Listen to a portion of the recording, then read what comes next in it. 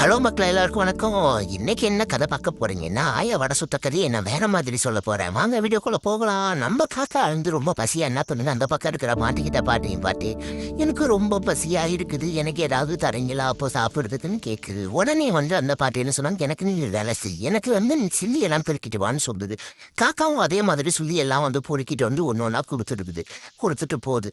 அதுக்கப்புறம் அந்த பாட்டி வந்து ஓகே நம்மளுக்கு ஹெல்ப் பண்ணியிருக்கு, இதுக்காகவே நம்ம அந்த காக்காவுக்கு ஒரு வடை கொடுக்கலாம் அப்படின்ட்டு பாட்டி அந்த வடையை கொடுக்குறாங்க. அது சந்தோஷமா அந்த காக்காவும் வாங்கிட்டு வாயில போட்டுக்கிட்டு இருக்கு.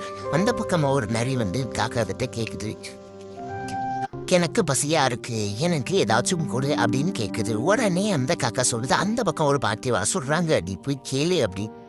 காக்கா சொல்ல நிறைய என்ன படிச்சு அந்த பாட்டிக்கிட்ட போயிட்டு ஒரு பக்கெட் தண்ணி எடுத்து போய் கொடுத்துட்டு அதுவும் மறைய வாங்கிக்கிட்டு அந்த நிறைய என்ன பண்ணுச்சுன்னா காக்கா கிட்ட போலாம் அப்படின்னு போகுது. போய் அங்க காக்கா கிட்ட என்ன சொல்லுதுன்னா, நம்ம பசின்னு கேட்டா ஏன் இவங்க உடனே கொடுக்காம இவ்வளோ வேலை வாங்குறாங்க அப்படின்ட்டு காக்கா கிட்ட நிறைய கேட்குது.